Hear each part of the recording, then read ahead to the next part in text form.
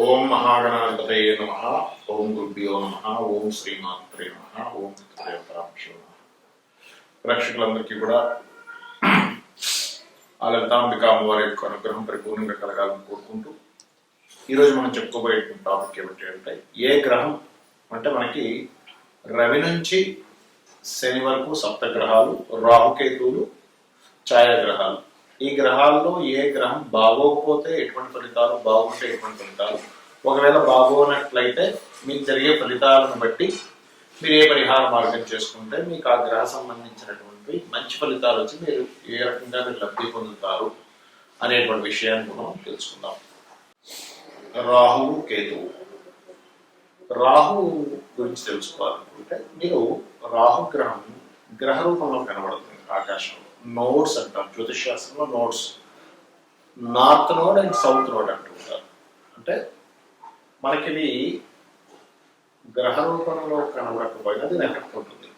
అదేంటంటే అలా ఎలా ఉంటుంది అని మీకు సందేహం కలగవచ్చు. కావాలంటే మీరు ఒక 10,000 జాతకాలు తీసుకొని రాహు ఉన్న ప్లేస్మెంట్ తీసుకొని, లేదా రాహు మహర్దశ నడుస్తున్నా, రాహు 12వ స్థానంలో ఉన్నా, రాహుకి సంబంధించిన గ్రహ ఫలితం ఇంకో గ్రహం ఇస్తున్నా మీరు చూడవచ్చు. చాలా స్పష్టంగా వాళ్ళు 99% ఆఫ్ పీపుల్ విదేశాలకు వెళ్తూ ఉంటారు ఖచ్చితంగా. అప్పుడే మీకు అర్థమవుతుంది గ్రహాలు కనబడకపోయినా ఆ నోట్స్ ఎంతవరకు పనిచేస్తున్నాయి అనేటువంటి. ఎందుకంటే అన్ని మన కంటికి కనబడాలని రూల్ లేదు. తరంగాలు కనిపిస్తున్నాయా, కనబడవు కదా. సిగ్నల్స్ కనిపిస్తున్నాయా, కనబడవు కదా. ఎలాగా అంటే అవి ఎలా పనిచేస్తాయో, ఈ నోడ్ దక్షిణ ధ్రువము, ఉత్తర ధ్రువము అంటూ ఉంటారు. అంటే దక్షిణ సౌత్ నోడ్, నార్త్ నోడ్ అని కూడా అంటూ ఉంటారు. అయితే కొంతమంది అలా మాట్లాడుతుంటారు. But south node, north node is correct. ఇది ఒకవేళ రాహు గ్రహం కనుక బాగున్నాడు అనుకోండి మీ జన్మజాతకంలో, చక్కగా విదేశాలకు వెళ్ళి సెటిల్ అవుతారు. సాఫ్ట్వేర్ రంగాల్లో మంచి ఉన్నత స్థానానికి వెళ్తూ ఉంటారు. మరియు అదేవిధంగా మాయలో పడరు. రాహు బాగుంటే మాయలో పడరు. రాహు బాగోకపోతే మోసపోతారు, మాయలో పడతారు. పెట్టుకోండి. చంద్రుడు పాడైనా రాహు పాడైనా రెండు కలిపి పాడైనా కూడా ఏమవుతారంటే మోసపోతూ ఉంటారు. బాగున్నాడు అనుకోండి చక్కగా ఇంకా మీరు మాయని కనిపెట్టగలుగుతారు. వీడితో మాయ చేస్తున్నాడు, మనం జాగ్రత్తగా ఉండాలనేటువంటి ఆ సెన్స్ తొందరగా అందుతూ ఉంటుంది. అవతల వాళ్ళు చేసే మోసం తొందరగా అందుతుంది రాహు బాగుంటే. అదేవిధంగా బాగోలేడు అనుకోండి, అది అందుకోకుండా మనం ఆ మాయలో పడిపోతాం. బికాజ్ ఆఫ్ రాహు ఈజ్ మాయాకారక, కాలస్వరూపుడు, కాలకారక అంటూ ఉంటారు. అందుకని దాంట్లో పడి ఇబ్బంది పడుతూ ఉంటాం. అయితే ఇక్కడ మీరు ఈ రాహు యొక్క ఎనర్జీ పాజిటివ్గా రావాలంటే ముఖ్యంగా మీరు తాతగారికి నమస్కరించుకోవాలని చెప్తుంది శాస్త్రం. ఎందుకంటే తాతగారికి రాహు కారకుడు. అదేవిధంగా రాహుగ్రహం దగ్గర, శని భగవానుడి దగ్గర, కుజగ్రహం దగ్గర దీపారాధన చేయండి. వీటితో పాటు మరొక విషయం ఏంటంటే, ఈ గ్రహాలతో పాటు మీరు చేయవలసినటువంటివి దుర్గాదేవి యొక్క ఆరాధన. ఎక్కువగా దుర్గా ఆలయాలు మీకు ఒకవేళ మీరు ఇండియాలో ఉండేటట్టయితే మనకి కనకదుర్గ ఆలయం విజయవాడలో ఉంటుంది. విజయవాడ ఆలయానికి వెళ్ళడం, ఇవి చేయడం వల్ల ఏమవుతుందంటే మీకు ఖచ్చితంగా ఈ రాహుగ్రహ ప్రభావం తగ్గడం ద్వారా మీరు ఏదైతే ఈ మాయలో పడుతుంటారో ఈ ఇబ్బందులు తగ్గుతుంటాయి. అలాగే రాహుగ్రహ ప్రభావం పాజిటివ్గా రావాలంటే పితృదేవత ఆరాధన ఎక్కువగా చేయాలని చెప్తుంది శాస్త్రం. అంటే ఏం చేయాలి? స్వయం పాకం ఇవ్వడం కానీ, మీకు ఈ కండిషన్స్లో చెప్తాను ఆఖరిలో వినండి. ఎలా ఇవ్వాలి ఏంటనేటువంటి పితృదేవత ఆరాధన ఆ రకంగా చేయాలి. లేదా మీకు తెలిసిన చుట్టాల్లో లేకపోతే ఎవరో చనిపోయారు, వాళ్ళకి వెళ్ళి దాన్ని హెల్ప్ చేస్తున్నారు. అప్పుడు రాహుగ్రహం ఇచ్చే నెగిటివ్ ఎఫెక్ట్స్ పూర్తిగా తగ్గుతాయి, పాజిటివ్ ఎఫెక్ట్స్ వస్తాయి. అంటే కొంతమందికి రాహుదశ నడుస్తుంది, అలాంటప్పుడు నెగిటివ్ ఎఫెక్ట్స్ ఎక్కువ కనబడుతున్నప్పుడు ఇలా చేశారా మీకు క్లియర్ అవుతుంది సమస్య అనేటువంటిది. ఇప్పటి వరకు మనం చెప్పుకున్నటువంటిది ఏదైతే ఉందో దాని పర్టికులర్గా కొన్ని కండిషన్స్ ఉంటాయి. ఏమిటది? కండిషన్ నెంబర్ 1, మీ పర్సనల్ చార్ట్లో లగ్నం నుంచి క్యాల్కులేషన్ చేసి ఆ యొక్క రవి ఒక్కొక్కసారి రవి కావచ్చు, నవగ్రహాలు ఏదైనా కావచ్చు, పొజిషన్స్ని బట్టి కూడా మీకు ఫలితాలు అనేటువంటి మారుతుంటాయి. అది ఎలా అంటే మీ జన్మజాతకంలో లగ్నానికి శుభుడా పాప ఎలా ఉన్నారనేటువంటిది.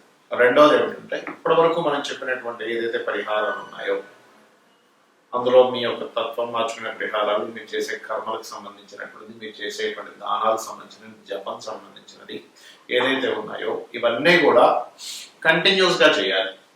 మార్పు రావాలి అంటే ఏదో ఒక రోజు చేశాము ఓ వారం రోజులు చేశారు. చాలా మంది చేసే మిస్టేక్ ఏంటంటే ఒక వారం చేశానండి అని వారం 10 రోజులు అవగాహన మానేస్తారు. మళ్ళీ ఒక నెల రోజులకో వారానికో 2 వారాలకో గుర్తు వస్తుంది, 5 వారాలు మనం అనుకున్నాం కదా, మళ్ళీ స్టార్ట్ చేస్తారు. ఇలా మీరు చేసేటట్టు అయితే మీకు ఫలితం రాదు. ఖచ్చితంగా కాన్సన్ట్రేషన్ గా చేయాలి. చాలా మంది నన్ను అడుగుతుంది ఏంటంటే, ఏమండి నేను మీరు మంత్రం చెప్తున్నటువంటిది నేను కూర్చుంటాను, ఒక 5 నిమిషాలు మాత్రం కాన్సన్ట్రేషన్ గా ఉంటుంది, దాని తర్వాత నా ఆలోచనలు ఎక్కడికో వెళ్ళిపోతాయి, ఏం చేయాలని అనుకుంటారు. నేను చెప్పేది ఒకటే, ఇది అందరికీ ఉన్న ప్రాబ్లం. ఏంటి అందరికీ కూడా మనం ఒక దాని మీద కాన్సన్ట్రేషన్ చేసేటప్పుడు కొంతమందికి అయితే అరసెకండ్లోనే వేరే దగ్గర వెళ్ళిపోతుంది ఆలోచన, మనసు ఇవన్నీ కూడా వెళ్ళిపోతున్నా కూడా మళ్ళీ తీసుకొచ్చి కూర్చోబెడుతూ ఉండండి, మరలా సాధన చేయండి, మరలా మంత్రం చేస్తూ ఉండండి, కంటిన్యూస్ గా చేస్తూ ఉండండి. అలా ప్రాక్టీస్ లో మీకు కూర్చున్న దగ్గర అలా మంత్రం మీదే ధ్యాస చేయడం జరుగుతుంది. దాని ద్వారా ఫలితం కూడా వస్తుంది. అలాగే మరొకటి ఏంటంటే, ఇక్కడ చాలా మంది అడుగుతున్నటువంటిది ఏంటంటే, ఈ కండిషన్స్ లో ఏమంటే మా ఇంట్లో పలానా వాళ్ళు అంటే ఉంటారు కదా పెద్దవాళ్ళు, ఎవరో ఒకరు గతించడం జరిగింది, ఇప్పుడు ఈ మంత్రము ఈ దానము ఇవి చేయొచ్చా అని అడుగుతూ ఉంటారు. నేను చెప్పేది ఒకటే, కేవలం 11 రోజులు మాత్రమే ఉంటుంది. 11వ రోజు తర్వాత నుంచి ఆలయానికి వెళ్ళొచ్చు, దానం ఇవ్వచ్చు, ఇంట్లో దీపారాధన చేయొచ్చు, మరియు ఏదైనా సరే ఒక నామం తీసుకొని జపం చేసుకోవచ్చు. దీనికి ఎటువంటి దోషము లేదు. ఇవన్నీ ఎందుకు చెప్తున్నానంటే, మీకు చాలా మందికి ఒక రెమెడీ చెప్పిన తర్వాత మరి ఇలా ఉంది చేయొచ్చా చేయకూడదు అని అడుగుతూ ఉంటారు. అలాగే మరొకటి ఏంటంటే, మీరు దేవతా ఆరాధనతో పాటు పితృదేవత ఆరాధన అంటారు. లలిత అమ్మవారు దేవతా రూపంలోని పితృదేవతా రూపంలో 2 రూపాలలోని ఎనర్జీని ఇస్తున్నటువంటిది అమ్మవారే అని చెప్పి మనకి స్పష్టంగా లలితా సహస్రనామాల్లో చెప్పబడింది. కాబట్టి మనం చేయాల్సింది ఏమిటి, కేవలం ఇంట్లో దేవతా పూజ లేకపోతే నిత్య దేవతారాధన ఆలయానికి వెళ్ళడంతో పాటు అమావాస్యలు వచ్చినప్పుడు ప్రత్యేకంగా పితృదేవతల కోసమని స్వయం పాకం ఇవ్వండి. స్వయం పాకం అంటే మీకు బియ్యము 1 కిలోను 2 కిలోలు 5 కిలోలు మీ స్తోమతలు బట్టి బియ్యము, 2 రకాల పప్పులు, ఏవైనా వండుకునేటువంటి పప్పులు 2 రకాలు, ఆకుకూర 2 రకాల కూరగాయలు, పప్పు మిరపకాయలు, ఉప్పు, ఇటువంటివి ఇస్తారు. ఇది బ్రాహ్మణుడికి ఈశ్వర స్వరూపంగా భావించి చెప్పాలి. ఇవి ఎందుకు ఇవ్వాలి అంటే, మనకి తెలియకుండానే మన గ్రహస్థితి ఒక్కోసారి దేవతా ఆరాధనతో పోదు, పితృదేవత ఆరాధన చేస్తేనే పోతుంది. అంటే వాళ్ళ కృతజ్ఞతాభావంతో మనం ఇస్తున్నాం. చాలా మంది అనుకుంటారు ఏంటి, ఏమంటే మరి ఇక్కడ ఇస్తే ఈ వీళ్ళకి ఇస్తే అక్కడికి ఎలా వెళ్తుంది అని. ఇక్కడ మీరు అర్థం చేసుకోండి, ఒక బ్యాంకులో మనం చెక్ వేస్తే ఎక్కడో దేశంలో ఉండేటువంటి వాళ్ళకి డబ్బులు ఇవ్వట్లేదా, అలాగే మనము ఏదైనా సరే ఈ దేవతాశక్తి కానీ పితృదేవతాశక్తి కానీ ఎలా ఉంటుంది అంటే, మీకు చాలా స్పష్టంగా చూపిస్తున్నటువంటిది మన కంటికి కనబడేటువంటిది కాకుండా కంటికి కనబడకుండా కూడా ఒక కర్మ అనేటువంటిది జరుగుతూ ఉంటుంది, ఆ ఎనర్జీ అనేటువంటి ఫ్లో అవుతూ ఉంటుంది. కాబట్టి కంప్లీట్ గా పితృదేవతలు ఉన్నారు, దేవతలు ఉన్నారు, భగవంతుడు అనేవాడు ఉన్నాడు, ఇప్పుడు నేను ఎంత అనుభవిస్తున్నా ఇదంతా పూర్వజన్మలో చేసినటువంటి కర్మనే. ఇది బాగా అర్థం చేసుకోవాలి. ముఖ్యంగా ఇప్పుడు నేను ఏదైతే అనుభవిస్తున్నానో అది మంచి కావచ్చు చెడు కావచ్చు, ఇదంతా పాస్ట్ లైఫ్ లో నేను చేసినటువంటి కర్మ ఇప్పుడు అనుభవిస్తున్నాను. దీన్ని తొలగించుకోవడం కేవలం దేవతారాధన పితృదేవతారాధన ద్వారానే అనుకోవాలి. ఇక మరొక పాయింట్ చెప్పి ముగిస్తాను. చాలా మంది అంటుంటారు, ఏమండి ఈ దానము ఆలయంలో ఉన్న పురోహితుడికే ఇవ్వాలా, బయట బెగ్గర్స్ ఉంటారు లేకపోతే ఇంకెవరైనా ఉంటారో వారికి ఇవ్వచ్చా అని అడుగుతూ ఉంటారు. ఒకటే గుర్తుపెట్టుకోండి, శాస్త్రాల్లో దీనులకి అంటే పాపం ఇబ్బంది పడుతున్న వారికి చేయమని చెప్పింది, మీరు గ్రహ సంబంధించిన దానము చేయమని చెప్పింది. అయితే రెండింటికి రిజల్ట్స్ వేరు ఉంటాయని చెప్పబడింది. ఏమిటంటే, మీరు ఒక పురోహితుడికి ఇస్తున్నారు ఆలయంలో, వీరికి ఇచ్చేటువంటి దానం శాస్త్రోక్తంగా ఒక సంకల్పం చదువుకొని ఫలానా గ్రహ దోషము పోవాలి అని దానం ఇస్తున్నారు.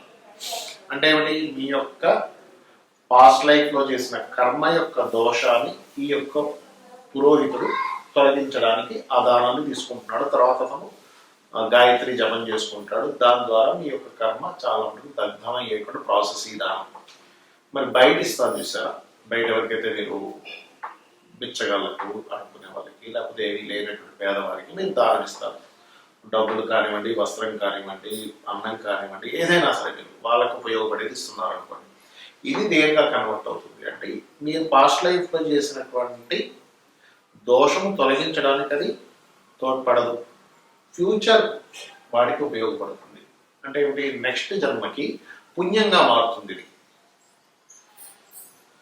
డొనేట్ చేసేవన్నీ కూడా పుణ్యంగా మారుతాయి. దోషం తీసేసేయడానికి క్రోధితులు ఇచ్చేవన్నీ కూడా పాస్ట్ లైఫ్లో చేసినటువంటి దాన్ని దోషం తొలగించడానికి ఉపయోగపడతాయి. దీన్ని దృష్టిలో పెట్టుకొని మీరు దానం చేయండి, అనేటువంటి తప్పులేదు. సో ఇప్పుడు నేను చెప్పినటువంటి కండిషన్స్ ఏవైతున్నాయో ఇవన్నీ పాటించి మీరు ఆ లలితాంబిక అమ్మవారి యొక్క అనుగ్రహాన్ని పరిపూర్ణంగా పొందాలని మనస్ఫూర్తిగా కోరుకుంటూ శ్రీమాత్రే నమః.